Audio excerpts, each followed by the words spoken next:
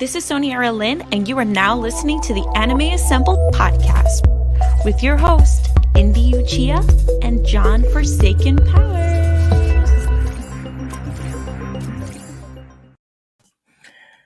Anime fans, manga fans, unite in holy matrimony because we are back with another episode of Anime Assembled.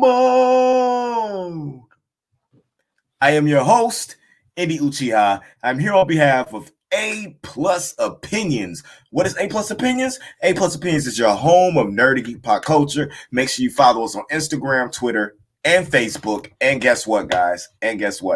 We do have a Patreon account as well, but we have some amazing content on there exclusive for our Patreon subscribers. $1, $5, $10 tiers. $1, $5, $10 tiers. We have audio versions of all our podcasts. We also have exclusive reviews and different things on there that you can get. So it is definitely worth getting.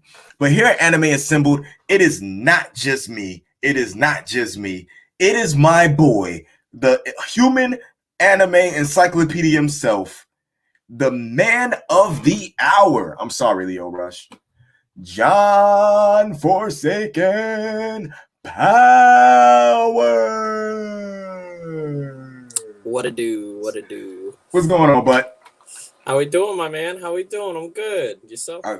Water intake, drinking a lot of water lately. I saw that Goku drunk a lot of water, so I'm hoping like drinking tons of water will help me go Ultra Instinct. I don't know if it'll get you Ultra Instinct, but he might get you to that new power level he rose up to, from what I've been hearing about that you've been telling me about.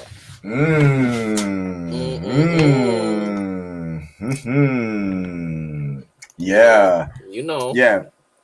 I see what you did there. So we're gonna just cut out everything else, get right into it, man. Dragon Ball Super has started a new arc, and even though the villains' names are as dumb as they always are, I don't know if he's a villain, but this arc has a lot to do with a guy named Granola from the planet Cereal. I'm gonna beat him with milk. You gonna drown him in milk? Yo, I'm gonna beat him with milk. Nah, but let's get into this, man. Over here on Mickey.com, man. Dragon Ball Super chapter 68 and 69 are out, but this is called the Granola the Survivor arc, and this is basically what it entails. Dragon Ball 68 begins a new arc and wraps up everything that's done with, you know what I'm saying, Moro or whatever. Fans are quite puzzled to see 73 clones in the previous chapter, along with the latest antagonist, Granola, as Dragon Ball Super 68 will officially begin the Granola Survivor arc. There's a lot of things that are possibly featured in this arc. According to Block Toro, there's a possibility that the new chapter will begin with the Granola flashback, which it did. Fans may see a glimpse of the new villain's backstory, although it may also happen in later installments. I did personally see that in the throwback, like they do in the flashbacks, there was Uzuru's there. People who don't know what Uzuru's is in Dragon Ball, that's when the Saiyans go into the giant monkey form. And one of the Uzuru's had an interesting scar on his face that the same exact scar that Bardock has on his face. Ooh. Also, the Angel Mirrors, who died in the last arc, was brought back to life, but with a twist. He no longer possesses angel powers, meaning he is already immortal. So he was basically taken away, but given back what should be, I guess, a detriment to him with him not having his angel powers.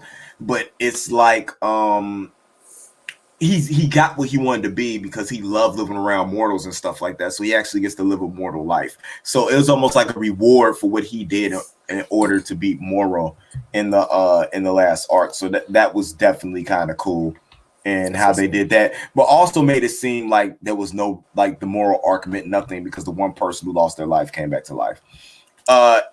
In addition, Goku and Vegeta had a lot of fun exchange in 67, so readers are hoping to see more of that in 68. Of course, with new enemy, the manga enthusiasts have to wait for another intense battle between Granola and Goku. However, it may take time before that finally happens. Meanwhile, as the Granola Survival arc begins, the manga artist overseeing the whole thing has a lot to say. In an interview with Jump Festa via comic book, Toyotaro revealed he is feeling optimistic about the new storyline and the big reveal it is about to drop.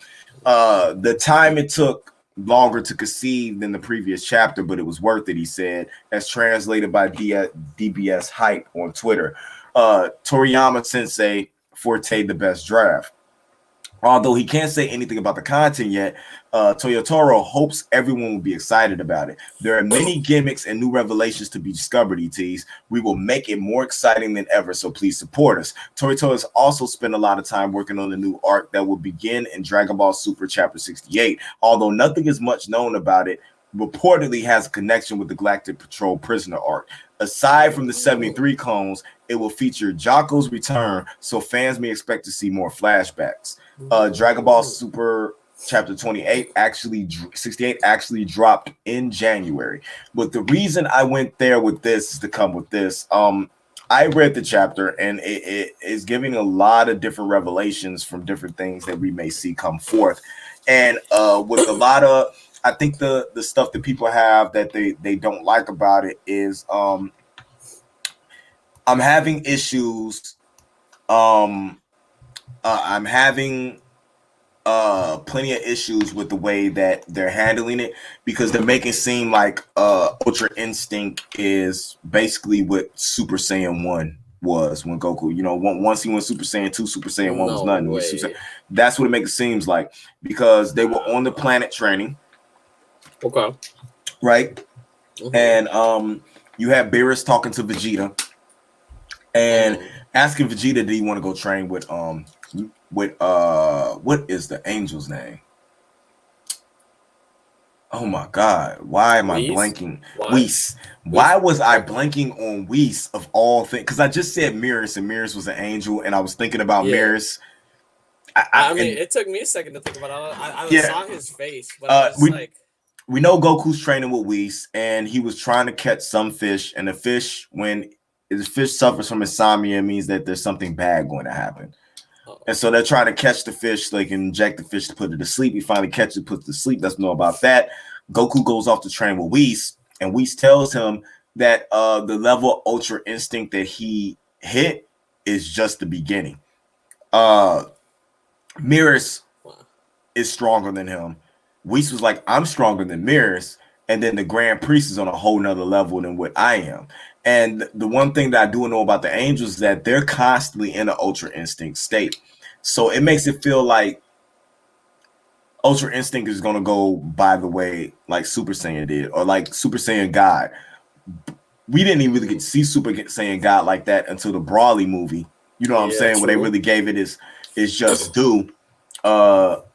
I mean, they presented in Battle with Gods, but then it just kind of went under the hay bin because of the fact Super Saiyan Blue popped up. Then Ultra Instinct pops up, and Super Saiyan Blue doesn't mean anything. So you're telling me there's another level he's going to get to, and the Ultra Instinct is just going to seem like it's nothing? Hold on, let me rephrase it. So you're going to tell me that there's levels to this shit, and it's not just Saiyan Blue? Yes, I see what you did there. I see what you see there. I'm just saying. I'm just saying. You know what I'm saying? But yeah, that's basically it. But at the same time, Beerus asked Vegeta, you don't want to go learn what Goku's learning? And the Vegeta's like, no, I'm gonna find my own path. And then Whis was like, Beerus was like, well, there's other ways. Gods have other ways of power. Divine power isn't the only one. You know what I'm saying? Because Vegeta isn't built for keeping the mind calm and, you know what I'm saying, temper calm or to use Ultra Instinct. That's not him. Right. He fights through emotion. But Beerus is like, don't think I'm going to train you, but I'm going over here to stretch to wake up. You know what I'm saying? Like to work out to wake up. If you see something you want to steal, just go right ahead. So he going to train him. Yeah, I feel like the path is going for Goku to be an angel and Vegeta to be a god of destruction. So it's going to be pretty interesting on what that goes. But this whole granola thing kind of feels like the baby arc from GT, because it's a person that wants revenge because Saiyans and Frieza blew up his planet, but then he didn't know how to get revenge because Frieza was dead and the Saiyan planet supposedly got hit by an asteroid. We know what happened there. Frieza blew the planet up.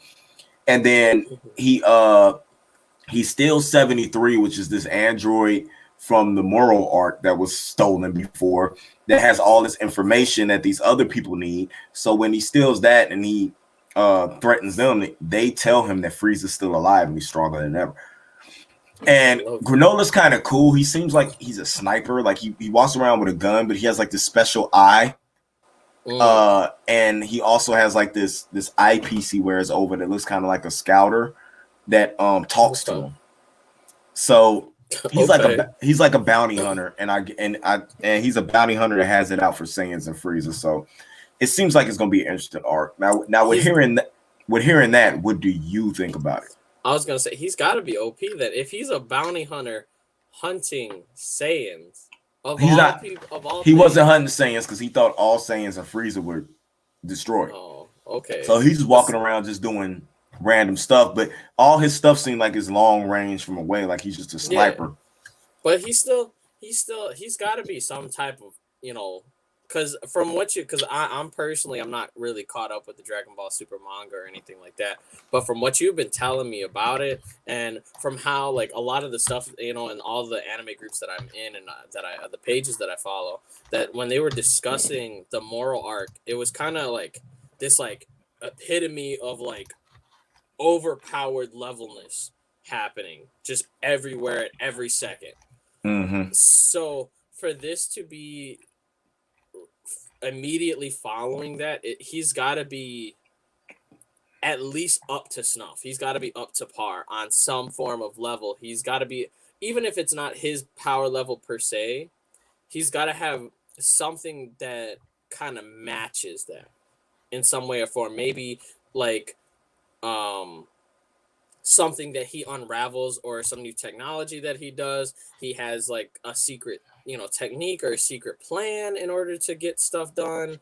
But there's no way that they just had like literally everything's ending, everything's overpowered levelness for it to get like the little leagues come up, like, all right, now it's my turn to fight. That's never how it works. Right. So the only thing I can expect is how are they going to top it from there. But granted, it's Dragon Ball. They always somehow find a way. I don't know, man. I'm interested because it's Dragon Ball, but now I'm just starting to feel like we're going into GT territory, where they just start making stuff up and doing whatever they want to do. Because I'm telling you, Granola, whatever his name is, he's starting to feel just like Baby. It's kind of messed up because I actually really like GT, but it wasn't even I like GT for the story of GT. I like GT for the opening that they had. Tsunami. Yeah. And that's like the best thing that came out of GT was the opening. But so if they get like a straight banger for the opening for this arc, if they ever animate it, which I'm sure they will because they've animated everything else in Dragon Ball. I hope that it has a good opening because how I love my openings and my endings. They always got to be real good. Everything can't be Jujutsu Kaisen though. Don't get me started on that. I'm still sad about that ending. Yeah, everything can't be JJ Kai. Like I want to boycott it because they're changing that ending. No, don't get me wrong. It is a beautiful ending. It is great. Kudos, respect, great job to the people, to the singer and everything like that, to the instrumentalist and everything.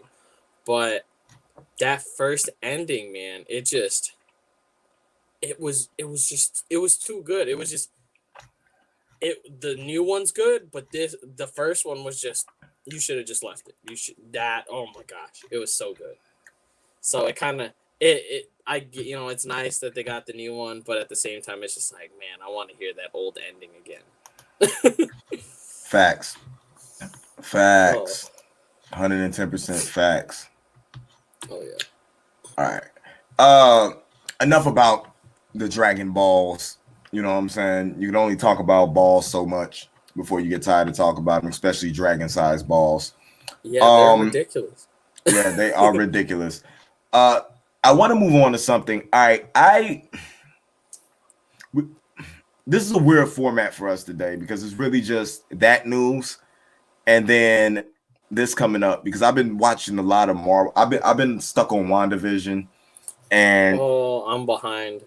I'm behind, and it hurts. I'm behind. yeah, you And better it's so catch hard. you better catch up because the other movies and them shows are right around the corner. You better catch up. I But know. I'm slacking. I got too many shows I'm watching right now. yeah, but that show is more important than all the rest of the shows you're watching right now. But except for maybe this show that I came across on accident. I thought I was clicking that time I was reincarnated by a slime, and I ended up clicking something else. Although it is a Crunchyroll exclusive, and I swear for at least the first episode, I thought I was watching what I was supposed to be watching, but I wasn't. But I came to find out that I really, really like this. And this anime, since we like to give what do you call suggestions, Recommendations, yeah, recommendations, advice, offerings. yes. So I'm a spider. So what? I am in love with this anime, man. Basically, the new year kicked off with a particularly wicked web thanks to an upcoming debut of a Crunchyroll original anime. So I am a spider. So what? As Crunchyroll revealed during Anime NYC Online, the adaptation of the light novel series written by Okina Baba and illustrated by Tsukasa Kiro is officially set to premiere in Japan on January 8th. We got it. I think what? The end of January, I think it was. Something like that. Yeah, and there's a new key visual that you guys can check out for yourself. We got about the same time, but here are the character breakdowns, man. Kumoko. I just call her Kumo. Who a high school girl of self-professed low standing who was reincarnated as a spider. In her former life, she lived as a shut-in and immersed herself in video games, but now she uses her remarkable mental strength to fight for survival. She uses battle tactics that make up for her low stats with her mastery of agility, spider thread, and poison fangs. Bruh, one of the most gruesome scenes I saw in this anime is when she had to eat the dead spider. Bro, I was not expecting none of what happened in this show to actually happen. When, like, this was kind of just like a threw a dart at a in the dark kind of thing, when I picked it up, and I was not really. I was like, I don't know how I'm gonna feel about this show, and man, they blew my expectations. It cracks me up every time watching this show. Just like, it's so well done, dude. Ridiculously well done for what it is. Facts. Let's go into this. Is basically who's supposed to be the main character. A spider. A spider. But you said something about these style of animes and mangas actually having no problem with using creatures as the main character. You said something about that off air earlier. Yeah, so I don't know. I feel like the reason why this anime got the green light. Well, granted, I mean the story wise, it is done really well. The story is actually pretty interesting. It's definitely different. There aren't many shows that are really like this one. But what I think that really helped set it off was one, all the other Crunchyroll originals that we have seen in the last couple of months. What was it? The God of High School, Tower of God, Noblesse. They all were doing really well. So obviously, Crunchyroll, they got some good stuff going. So that helped push this to happen. But I also think it's for animes like, that time I got reincarnated as a slime that got, it got such a positive feedback from it. Even though granted, when you look at anime, when you think of anime, most shows, they kind of just cover the main character is a human or a humanoid looking person. They're not really, granted, that time I got reincarnated as a slime, a Rimuru, he ends up getting a humanoid form, but he's still, the little slime ball. So I feel like, the combination of those two things happening gave way for this show to kind of get its spotlight, because it's such an out there kind of show that I think not many people really actually give it a shot. But because there are shows like That Time I Got Reincarnated as a Slime that are out there, I feel like people are more willing to give it a shot. Hell, I mean, honestly, that's the reason why I even gave it a shot, was for the sole reason I was just like, well, how many shows can I really watch in one anime season and not get over encumbered? And then two, it doesn't look that bad, like the art style, the storyline behind it. It seemed really interesting and it seemed really good. And watching the show, you get so much out of it that you wouldn't really expect from a show like this. You would think, oh, it's a spider, it's going to be weak and everything like that. But like, there is some crazy stuff that happens in this show. And technically it's a good anime with a female lead. Yes, and you don't see many like that either. Yeah, especially not of this genre. Yeah, they normally pretend they're females as goofy, or what I'm saying, not being all with it. I mean, I look at shows like Black Clover, and like all the girls in there are pee-pee chasers. You know what I'm saying? Like there's strong women, but they go nuts over the stronger guy type thing. Nobody like stands up on their own type deal, and that's what I feel like happens in a lot of different anime when it comes to that. There's not too many female leads. I think that's why I like who was it from Fate Stay Night? Saber. Yeah, Rin? I think that's why I like Saber so much. Like Saber, Rin, because they were strong. You know what I'm saying? Like female leads in a show. Yeah, that show doesn't work without that Saber. Right. Even though they had like the male lead, but he was more reliant on her than she was on him, of course. So I definitely see where you're coming from with that, and I do agree. It's a rarer anime quality trait to really see that, where granted, in this show the character is at times goofy and stuff like that, but that comical relief, or that comedy like portion of it, it blends well with the rest of the show. And there are very serious moments. Granted, you have to take into consideration the girl that got reincarnated as a spider is a teenager in high school, so obviously it's a lot to take in, just think about yourself when you were in high school. You weren't as mature and like suave and adult like. You were speak for yourself.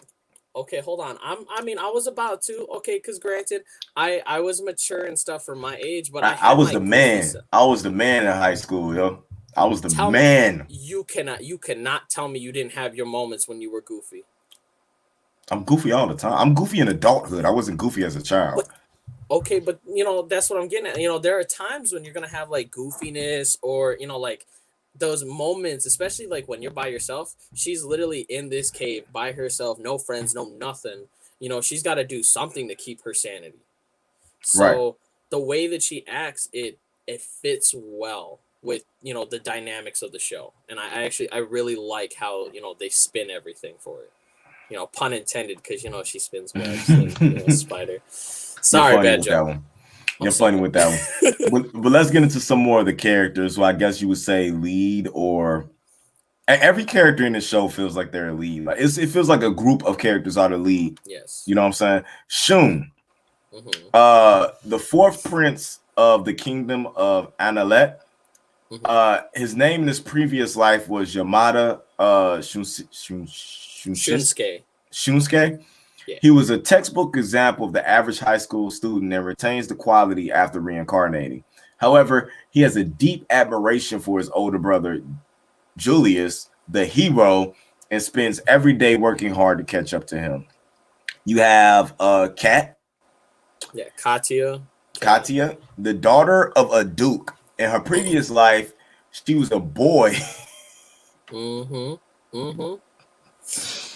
She was a boy named Ushima Kanata, but she reincarnated as a beautiful girl. She's a prodigy on par with Shun and has been his best friend since their former life.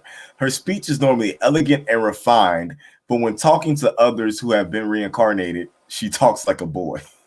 Mm-hmm. That is just a very interesting characteristic for a character. Right, and that's another thing that I really like about this show's dynamic is that, because most isekai animes, you basically reincarnate as, the thing that you were. So if you were a man, you would be reincarnated as a male, and vice versa if you're a female. But this show is just like, nah, this is some true stuff. You're gonna spin the wheel, see what you get, kind of thing. We got a spider, we got a boy who's a boy, we got a boy who's a girl, though. you know. And then Yeah. even the next one, the next character that went, in the list that you're gonna pull up, that one also trips me out because it doesn't leave out the females. I'll let you know that now. Faerun, No. Shun's pet earthworm. This is what an earthworm looks like. Well, so the earthworm is actually, it's a dragon. And Okay. So but it to us it seems like the little crawlers in the dirt. But, In her previous life, she was a girl named Shinohara Mirai, mm-hmm. but she was reincarnated as a monster instead of a human. As a monster, her stats grow at a very fast rate, and she has excellent situational judgment. She has a cheerful, open personality, but she was a bully in her former life, and it shows in her behavior.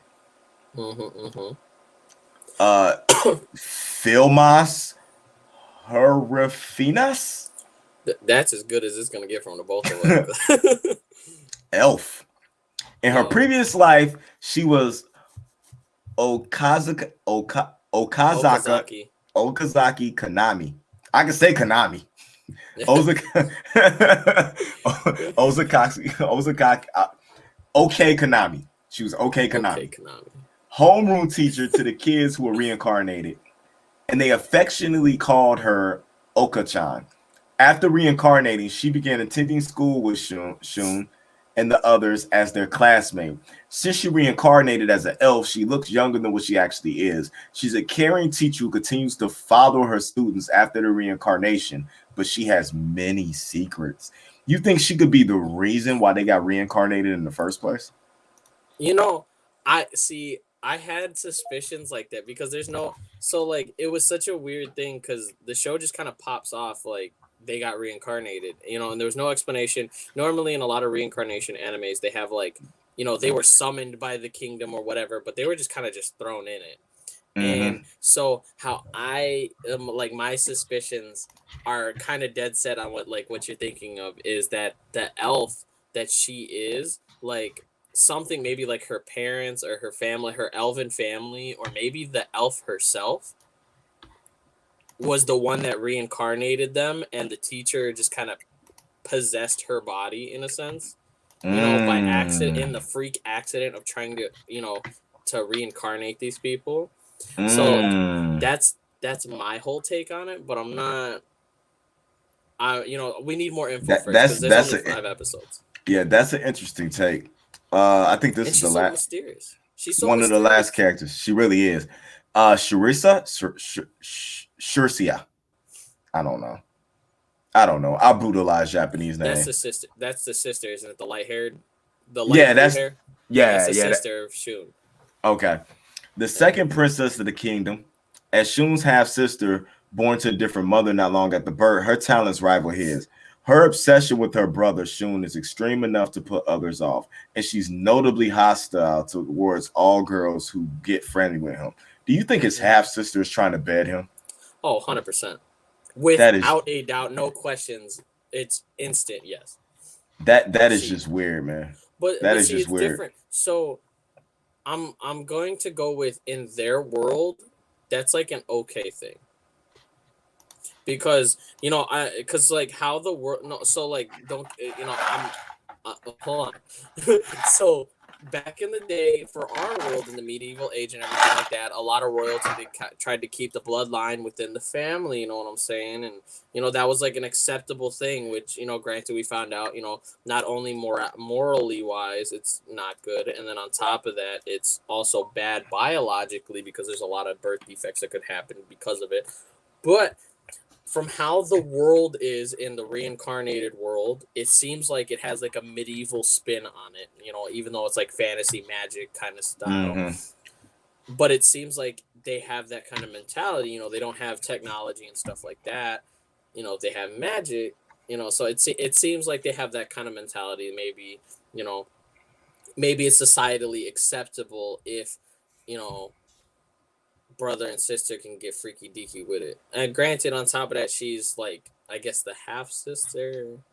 I don't know. She's definitely not the top wife. They either got list, this. but... No, they have the same mama or the same daddy or something like that. That's just weird. See, I agree. I think it is too, but I feel like there's a lot of Japanese shows where like the little sister's like in love with the older brother, or vice versa. That's why they have the whole sis-con and bro-con tropes.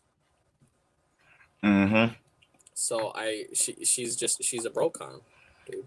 Like, yeah.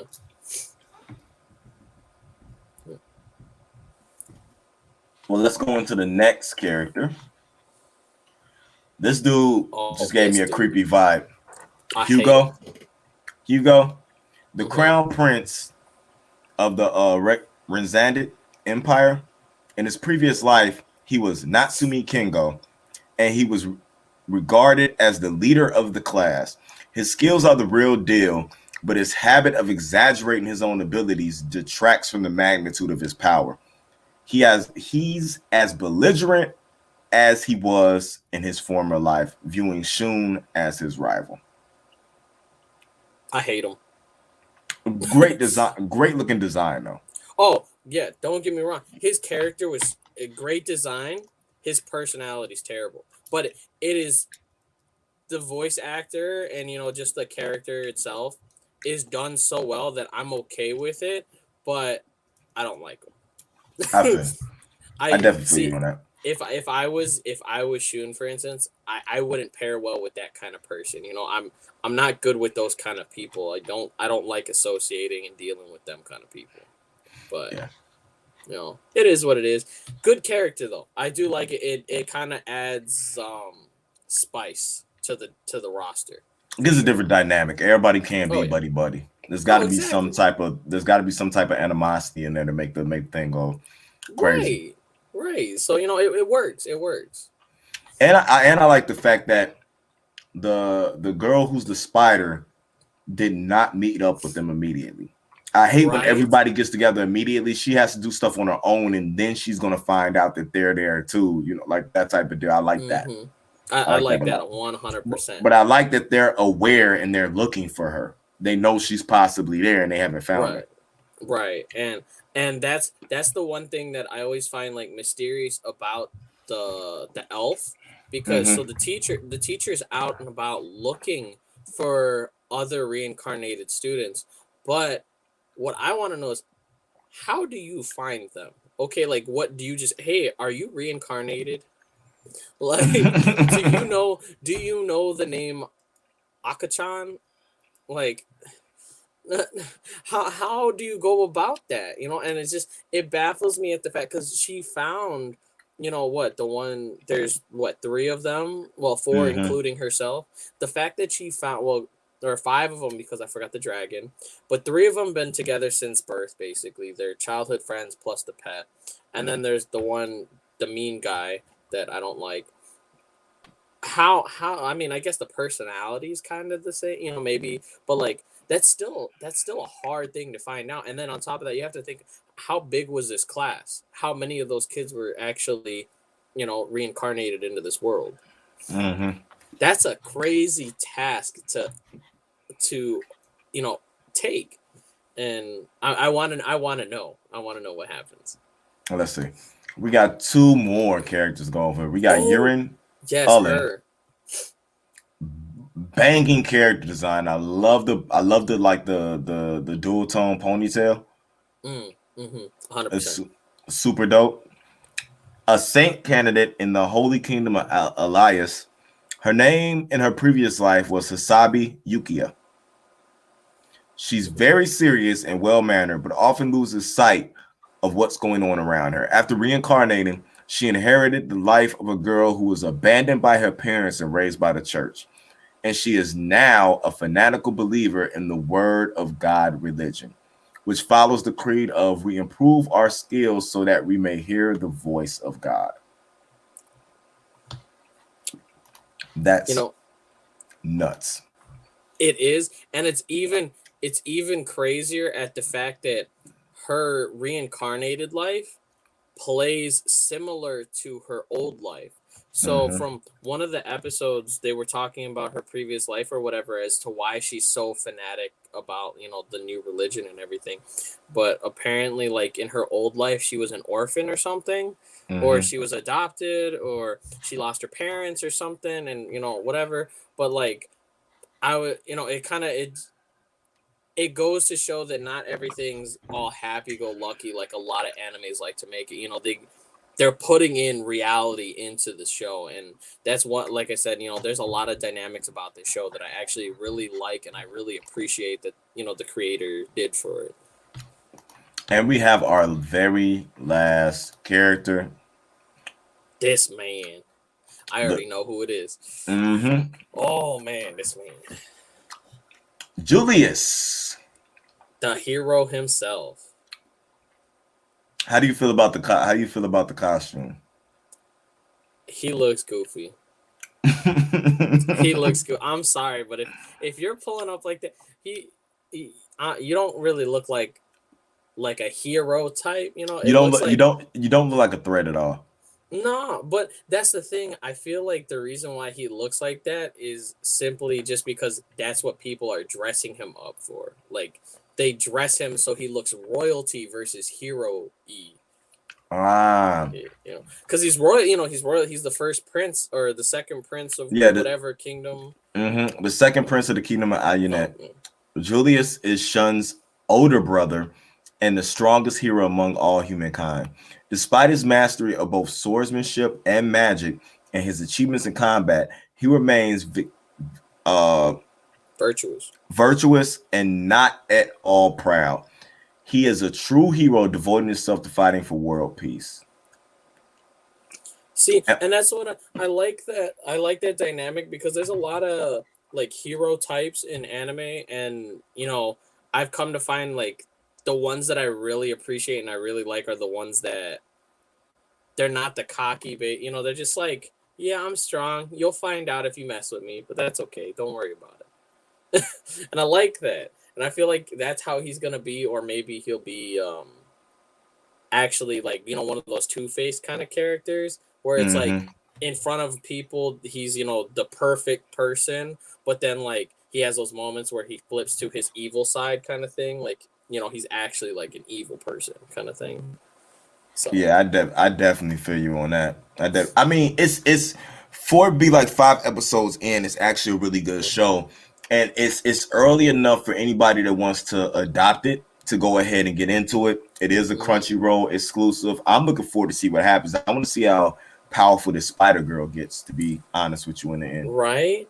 And I also find it interesting, because a lot of shows have been getting only like the half season anime lengths, the 12 episodes.